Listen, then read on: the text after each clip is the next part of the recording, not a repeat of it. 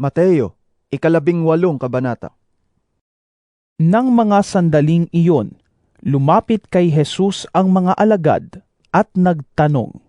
Sino po ang pinakadakila sa kaharian ng langit? Tumawag si Jesus ng isang bata, pinatayo sa gitna nila at sinabi, Tandaan ninyo, kapag hindi kayo nagbago at naging katulad ng mga bata, hinding-hindi kayo makakapasok sa kaharian ng langit. Ang sino mang nagpapakababa na gaya ng batang ito, ay siyang pinakadakila sa kaharian ng langit. Ang sino mang tumatanggap sa isang batang katulad nito alang-alang sa akin, ako ang kanyang tinatanggap. Mas mabuti pa sa isang tao ang siya'y bitinan sa liig ng isang malaking gilingang bato at ihulog sa kailaliman ng dagat, kaysa siya'y maging sanhi ng pagkakasala ng isa sa maliliit na ito na nananampalataya sa akin. Kahabag-habag ang daigdig sa dami ng mga tuksong nagiging sanhi ng pagkakasala. Hindi nga maiiwasan ang pagdating ng tukso, ngunit kakilakilabot ang sasapitin ng taong pinanggagalingan nito. Kung ang iyong kamay o paa ang nagiging sanhi ng iyong pagkakasala, putulin mo iyon at itapon.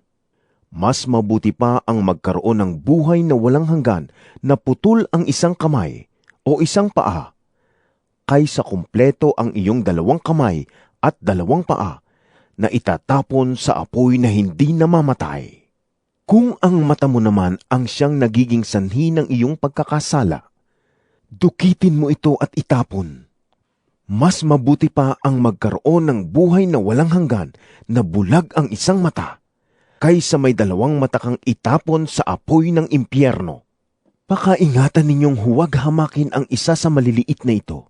Sinasabi ko sa inyo, ang kanilang mga anghel ay laging nasa harap ng aking Ama na nasa langit, sapagkat naparito ang Anak ng Tao upang iligtas ang napahamak. Ano sa palagay ninyo ang gagawin ng isang taong may 100 tupa kung nawala ang isa sa mga iyon? Hindi ba't iniiwan niya ang 99 na nasa bundok upang hanapin ang naligaw? Tandaan ninyo, kapag ito'y kanyang natagpuan, higit niyang ikagagalak ang isang ito kaysa 99 na hindi naligaw. Gayon din naman, hindi ayon sa kalooban ng inyong Ama na nasa langit na mapahamak ang isa sa maliliit na ito. Kung magkasala sa iyo ang kapatid mo, puntahan mo siya at kausapin ng sarilinan tungkol sa kanyang kamalian. Kapag nakinig siya sa iyo, naibalik mo na ang inyong pagsasamahan bilang magkapatid. Ngunit kung ayaw niyang makinig sa iyo, magsama ka pa ng 1 o 2 tao upang ang lahat ng pinag-usapan ninyo ay mapatunayan ng 2 o 3 saksi. Kung ayaw niyang makinig sa kanila, sabihin mo sa iglesia ang nangyari. At kung ayaw pa rin niyang makinig sa iglesia, ituring mo siyang parang hintil o isang maniningil ng buwis. Tandaan ninyo, anumang ipagbawal ninyo dito sa lupa ay ipagbabawal sa langit, at ang ipahintulot ninyo dito sa lupa ay ipahihintulot sa langit.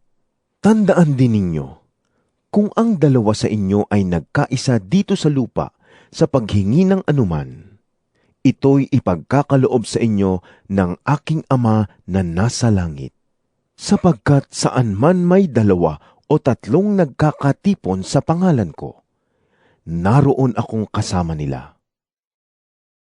Lumapit si Pedro at nagtanong kay Jesus, Panginoon, ilang beses ko po bang patatawarin ang aking kapatid na nagkakasala sa akin? 7 beses po ba? Sinagot siya ni Jesus, Hindi 7 beses, kundi 70 ulit na 7. Sapagkat ang kaharian ng langit ay katulad nito. Ipinasya ng isang hari na hingan ng ulat ang kanyang mga alipin tungkol sa kanilang mga utang. Nang simulan niyang magkwenta, dinala sa kanya ang isang lingkod na may utang na milyon-milyong piso. Dahil sa siya'y walang maibayad, iniutos ng hari na ipagbili siya, pati ang kanyang asawa, mga anak, at lahat ng kanyang ari-arian upang siya'y makabayad. Lumuhod ang lingkod sa harapan ng hari at nagmakaawa. Bigyan pa po ninyo ako ng panahon at babayaran ko sa inyo ang lahat. Naawa sa kanya ang hari, kaya't pinatawad siya sa kanyang pagkakautang at pinalaya. Ngunit pagkaalis roon, ay nakita niya ang isa niyang kapwa-lingkod na may utang sa kanya na 200 piso. Sinakal niya ito sabay sabi, "Magbayad ka ng utang mo!" Lumuhod ito at nagmakaawa sa kanya. "Bigyan mo pa ako ng panahon at babayaran kita." Ngunit hindi siya pumayag. Sa halip, ito'y ipinabilanggo niya hanggang sa makabayad. Sumama ang loob ng ibang mga lingkod ng hari sa pangyayaring iyon. Kaya't pumunta sila sa hari at nagsumbong. Ipinatawag ng hari ang lingkod na iyon. "Napakasama mo," sabi niya. "Pinatawad kita sa utang mo, sapagkat nagmakaawa ka sa akin. Naawa ako sa iyo. Hindi ba't dapat ka rin sanang nahabag sa kapwa mo?" At sa galit ng hari, siya'y ipinabilanggo hanggang sa mabayaran ng buo ang kanyang utang.